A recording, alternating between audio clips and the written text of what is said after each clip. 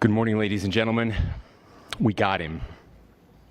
On the evening of September 11th, a family member of Tyler Robinson reached out to a family friend who contacted the Washington County Sheriff's Office with information that Robinson had confessed to them or implied that he had committed the incident. This information was relayed to the Utah County Sheriff's Office and scene investigators at Utah Valley University. This information was also conveyed to the FBI. Investigators reviewed additional video footage from UVU surveillance and identified Robinson arriving on UVU campus in a gray Dodge Challenger at approximately 8:29 a.m. on September 10th, in which he is observed on video in a plain maroon t-shirt, light-colored shorts, a black hat with a white logo, and light-colored shoes. When encountered in person by investigators in Washington County on September 12th, in the early morning hours, Robinson was observed in consistent clothing with those surveillance images. Investigators interviewed a family member of Robinson who stated that Robinson had become more political in recent years. The family member referenced a recent incident in which Robinson came to dinner prior to September 10th, and in the conversation with another family member, Robinson mentioned Charlie Kirk was coming to UVU. They talked about why they didn't like him and the viewpoints that he had. The family member also stated Kirk was full of hate and spreading hate. The family member also confirmed Robinson had a gray Dodge Challenger. Investigators identified an individual as the roommate of Robinson. Investigators interviewed that roommate, who stated that his roommate, referring to Robinson, made a joke on Discord. Investigators asked if he would show them the messages on Discord. He opened it and showed several messages to investigators and allowed investigators to take photos of the screen as each message was shown by Robinson's roommate. These photos consisted of various messages, including content of messages between the phone contact named Tyler with an emoji icon and Robinson's roommate's device. The content of these messages included messages affiliated with the contact Tyler, stating a need to retrieve a rifle from a drop point, leaving the rifle in a bush, messages related to visually watching the area where a rifle was left, and a message referring to having left the rifle wrapped in a towel. The messages also refer to engraving bullets and a mention of a scope and the rifle being unique. Messages from the contact Tyler also mentioned that he had changed outfits. I know there has been speculation as well as to the writing on those casings, those bullet casings, and I believe we have that as well. And I will share that with you now. So the area north of Campus Drive Road where the suspect crossed over, you saw some of that in the video that we released last night, consists of a grassy area with trees on the edge of the UVU campus. Investigators discovered a bolt-action rifle wrapped in a dark-colored towel. The rifle was determined to be a Mauser Model 98 30-06 caliber bolt-action rifle. The rifle had a scope mounted on top of it. Investigators noted inscriptions that had been engraved on casings found with the rifle. Inscriptions on a fired casing read, "Notices, bulges, capital OWO, what's this, question mark." Inscriptions on the three unfired casings read, "Hey fascist, exclamation point, catch, exclamation point." Up arrow symbol, right arrow and symbol, and three down arrow symbols. A second unfired casing read, "Oh Bella Chow, Bella Chow, Bella Chow, Chow Chow." And a third unfired casing read, "If you read this, you are gay, LMAO." We are indebted to law enforcement across the state who's worked seamlessly together, local law enforcement, state law enforcement, and our federal partners with the Federal Bureau of Investigation. We're grateful for everyone who worked together in such a short amount of time to find this person and to bring justice. I want to thank the public who has been so engaged, reviewing videos, helping us with sending in tips, and helping us get to this point. I want to thank the family members of Tyler Robinson who did the right thing in this case and were able to bring him into to law enforcement as well.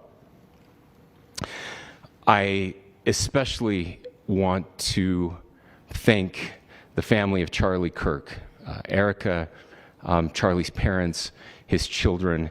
I want us to be thinking of them as we bring justice in this case. They will be involved in that justice. We will be working very closely with them as we move through this process as well.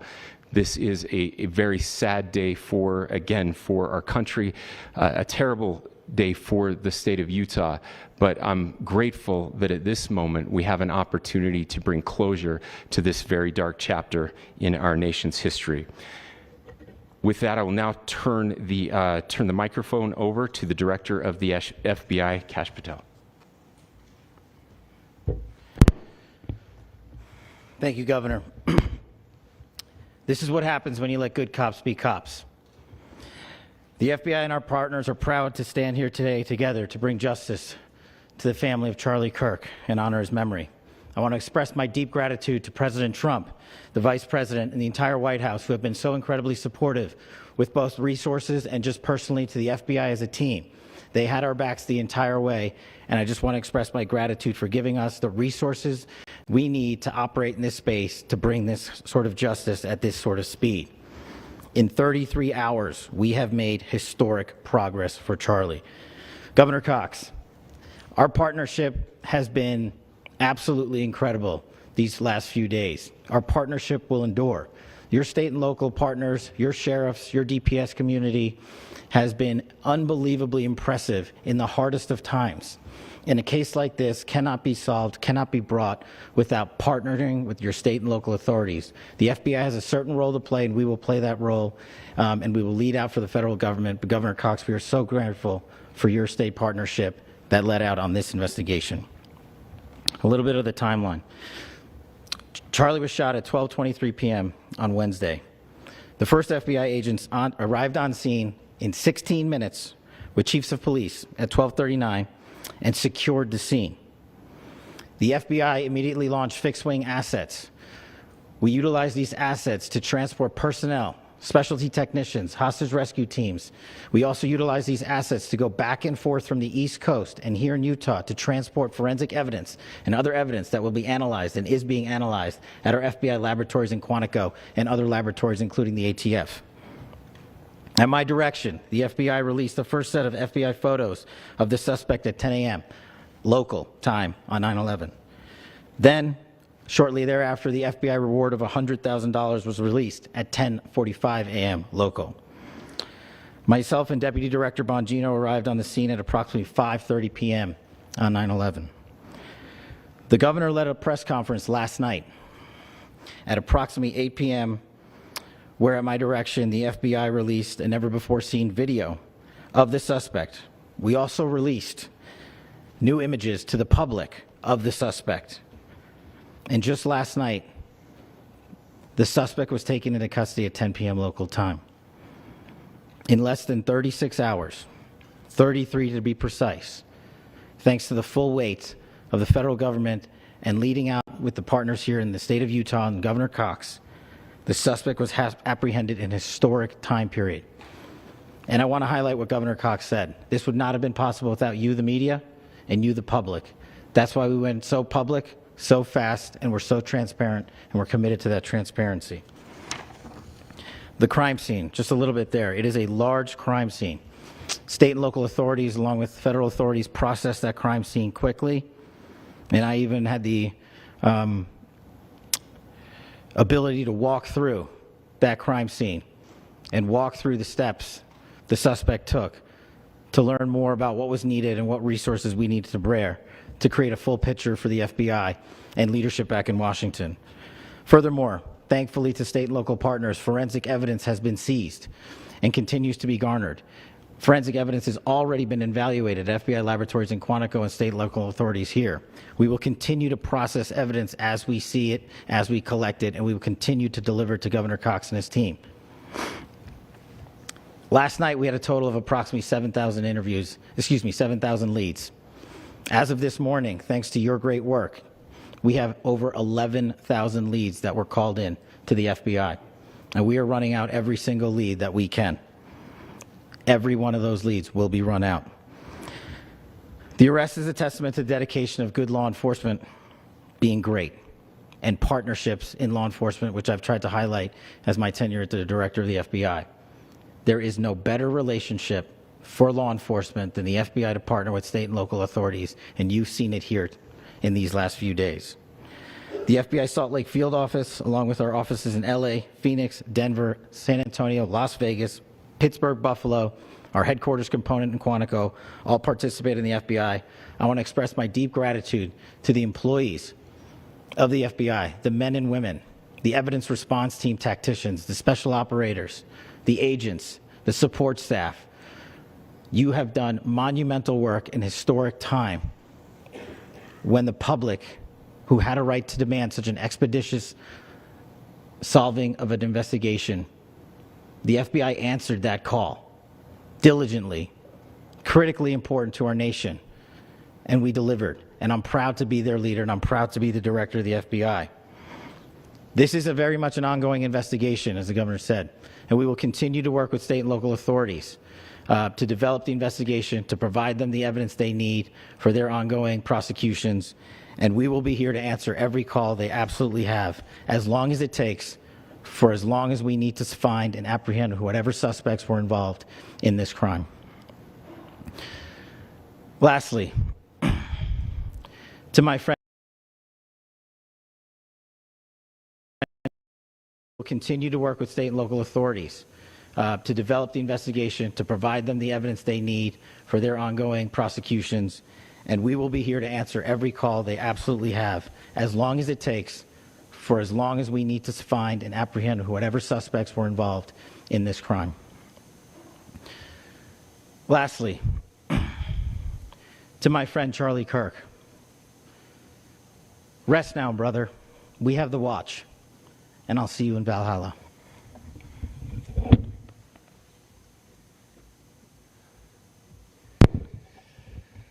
Thank you, and good morning. I would just like to take a few minutes as the sheriff to express my gratitude for everybody who has played a part in this investigation. As you know, it's been a vast, a complicated, and a very, very fast-paced investigation. You're looking at people standing up here who are running on, if they got an hour's sleep in the last couple of days, they're probably lucky. It has been very taxing. It has been so impressive, speaking on behalf of the local law enforcement, to see the cooperation that we've seen in this type of case. Across the state, sheriffs, chiefs, our state partners have stepped up and have come to the call on anything that we needed. Our county chiefs have been phenomenal. Our Utah County Attorney, Jeff Gray, who's standing up here with us, has been phenomenal in leading us through this investigation.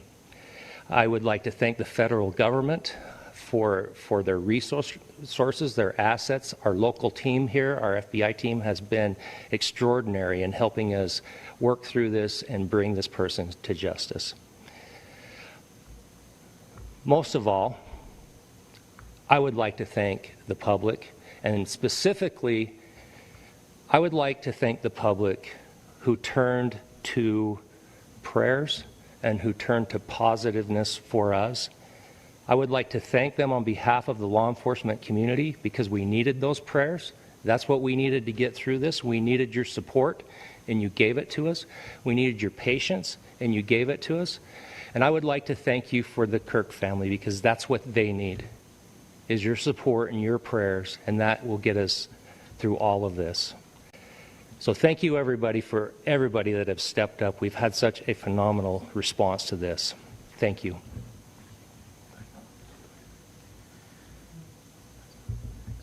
I also want to give a special thanks to the Attorney General and the Department of Justice. Their unwavering support and their commitment to justice is shown true here. And without AG Bondi and Deputy Attorney General Todd Blanche and the resources they brought to bear, we would not have been able to complete our mission. And I just want to say special thanks. It's an honor to be a part of the Department of Justice.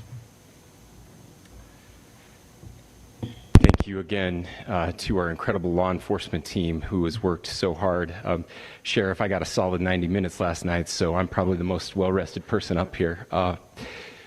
Ladies and gentlemen, I get the microphone, so I hope you'll permit me a moment just to share a few more thoughts about where we are and how we got here and maybe a little bit of where we go from here. I don't want to get too preachy, but I think it's important that we, with eyes wide open, understand what's happening in our country today.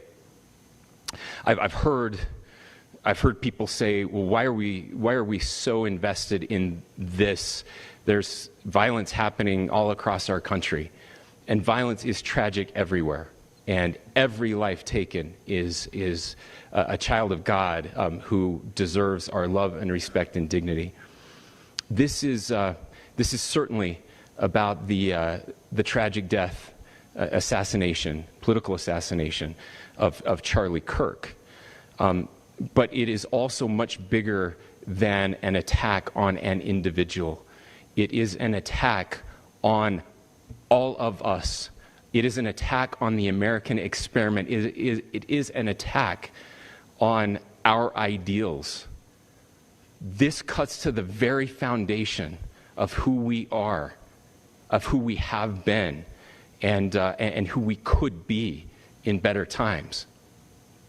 Political violence is different than any other type of violence for lots of different reasons. One, because in the very act that Charlie championed of expression, that freedom of expression that is enshrined in our founding documents, in having his life taken in that very act, makes it more difficult for people to feel like they can share their ideas, that they can speak freely. We will never be able to solve all the other problems, including the violence problems that people are worried about, if we can't have a clash of ideas safely and securely. Even, especially those ideas with which you disagree. That's why this matters so much. Over the last 48 hours, I have been as angry as I have ever been, as sad as I have ever been. And it was, as anger pushed me to the brink, it was actually Charlie's words that pulled me back. I'd like to share some of those. And specifically right now, if I could, I need to talk to the young people in our state, in my state, and all across the country. As President Trump reminded me, he said, you know who really loved Charlie? The youths. And he's right. Young people loved Charlie, and young people hated Charlie. And Charlie went into those places anyway. And these are the words that have helped me. Charlie said, when people stop talking, that's when you get violence. He said, the weak can never forgive. Forgiveness is the attribute of the strong. The only way out of the labyrinth of suffering is to forgive. Welcome without judgment, love without condition, forgive without limit. He said, always forgive your enemies. Nothing annoys them so much. A few months ago, I referenced this last night, Charlie posted to social media, when things are moving very fast and people are losing their minds, it's important to stay grounded. Turn off your phone, read scripture, spend time with friends, and remember, internet fury is not real life. It's going to be okay.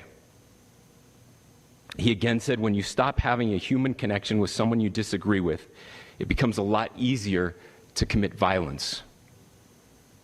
He said, what we as a culture have to get back to is being able to have a reasonable agreement, where violence is not an option. Now, again, to my young friends out there, you are inheriting a country where politics feels like rage. It feels like rage is the only option.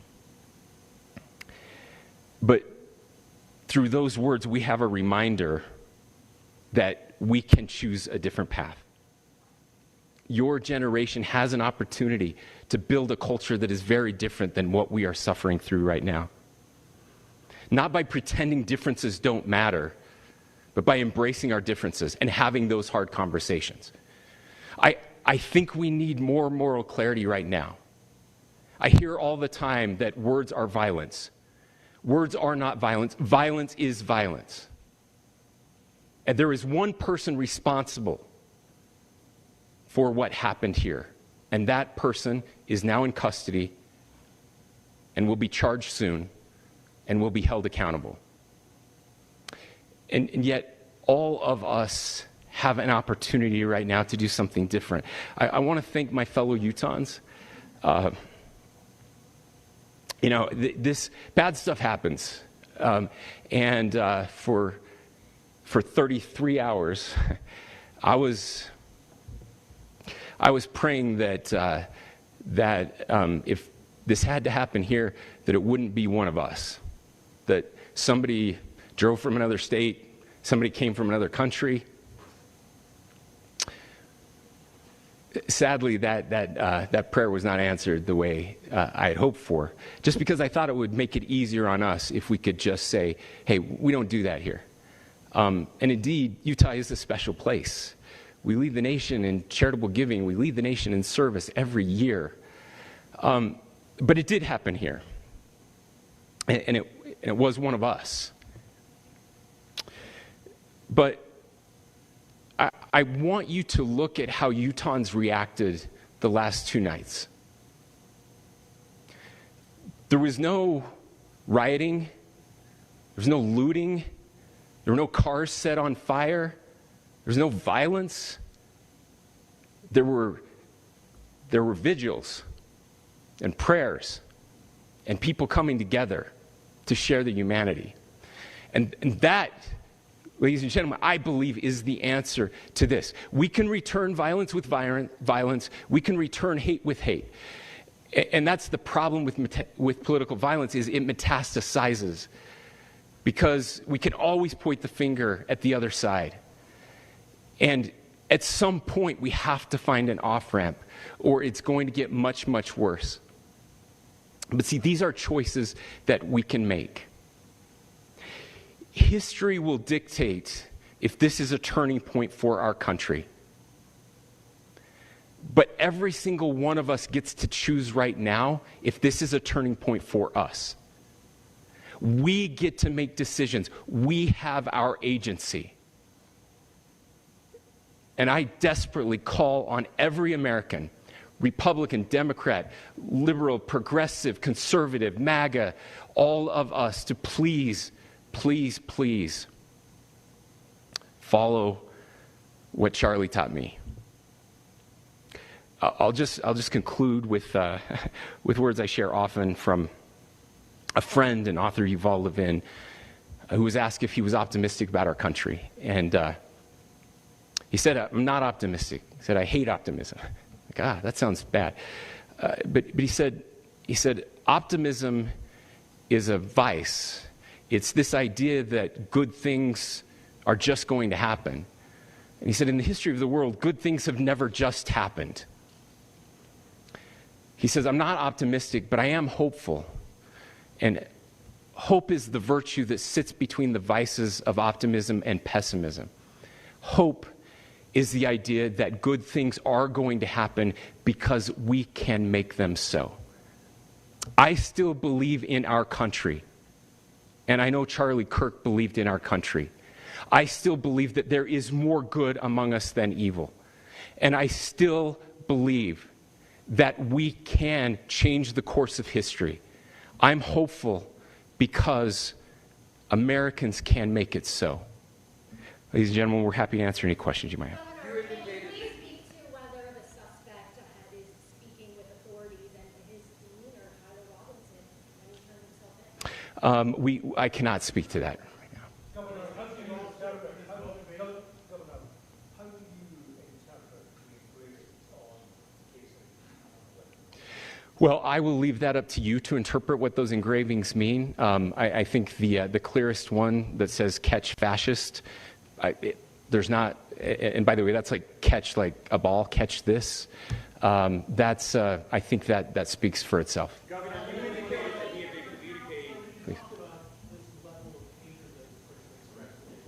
Beyond that, is there anything in your view that you discovered that may have radicalized or changed him to prompt him to commit such a horrific? There's nothing more that we can share at this time. Governor, Yeah, you please. indicated that he had been communicating with a friend on Discord about the gun.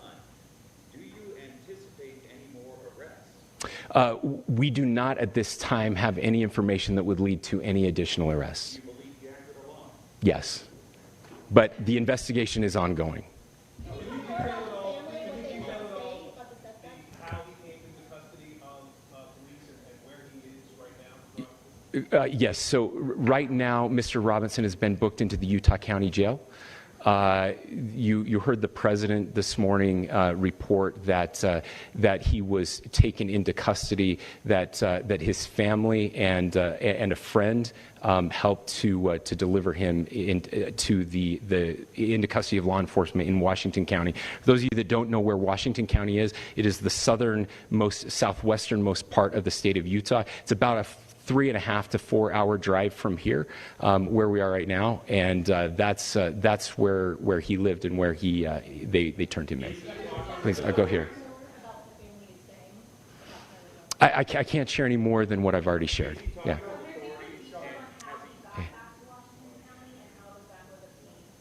So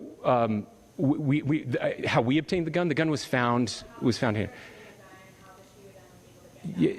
So I don't have much more details on that. We do know that he drove. We had his car here on campus, and then we had his car going south back to the St. George. It's actually the city of Washington in Washington County. Is he talking with authorities and did he discuss a motive? I'm sorry? We don't have any information that would lead us to believe that. Yes, in fact, it was just released. Yes. Talking with authorities and did he discuss a motive? I can't answer that right now. Yeah, thank you. Over here.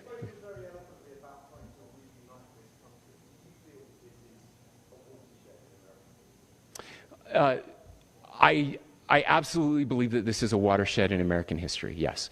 The question is, what kind of watershed? And that chapter remains to be written. Is this the end of a dark chapter in our history, or the beginning of a darker chapter in our history? Look, I mean, if you look at true political assassinations in this country of someone of this stature, this feels a lot like the late 60s, and having one so gruesomely displayed on camera in all of our hands and in all of our pockets. We are not wired as human beings biologically, historically. We have not evolved in a way that we are capable of processing those types of violent imagery. And by the way, we've seen another one with a gruesome stabbing very recently that went viral. This is not good for us. It is not good to consume. Social media is a cancer on our society right now. And I would encourage people to log off, turn off, touch grass, hug a family member, go out and do good in your community. That is happening, and it's happening organically right now. I had a friend in a small city in Utah who said, we're getting together, the Republicans and Democrats in my little town are getting together to have a discussion last night, just to find a way to find their better angels. So yes, this could be, I mean, again, you have to go back to JFK to have seen a video live of something like this happening. I wasn't born until 1975, but I know that things were really dark in the late 60s. Sorry to some of you. I know some of you were there. This is our moment. Do we escalate, or do we find an off-ramp? And again, it's a choice. It's a choice, and every one of us gets to make that choice. Two more questions right here. Could we clarify that the release of those enhanced images at 8 p.m. timeline that Director Patel gave us led to the arrest at 10 p.m.? Is there a direct connection between those two events? I cannot comment if there is a direct connection or not, but all I can say is that through some process, the family came to know that this had happened. One more thing, Governor. Could you just clarify the clothing issue you mentioned earlier? Was he changing outfits? Correct. Yes. So when he's first spotted on campus, he has different clothing on, and then he changes clothing on the roof, and then changed back into that clothing at some point, so that when he was apprehended, when he was arrested, the clothing matched the clothing he had on before the shooting here at UVU. Last question here. Yes. Suspect was questioned. Can you kind of tell us a little bit more about where and was he a student here at the scene, and is there any history of mental illness? Yeah. So I don't have any information on the mental illness part. He was not a student here at UVU. He was living and had lived for a long time with his family in Washington County, in the southernmost part of our state. Thank you, everyone, for your great work in getting this information out. I just say, process-wise, this may be important. I know many of you aren't familiar with the process in Utah. I think it's important that you understand that. Basically, we have 3 days for charging documents to be filed. A CI will be filed. We'll have more information then, more detailed information as those charging documents are filed in preparation for a preliminary hearing. So 3 days. So we would anticipate then that early next week those charging documents will be filed. We will obviously be working. The county attorney will be working very closely with Mr. Kirk's family as those documents and decisions are prepared and made. Thanks, everyone.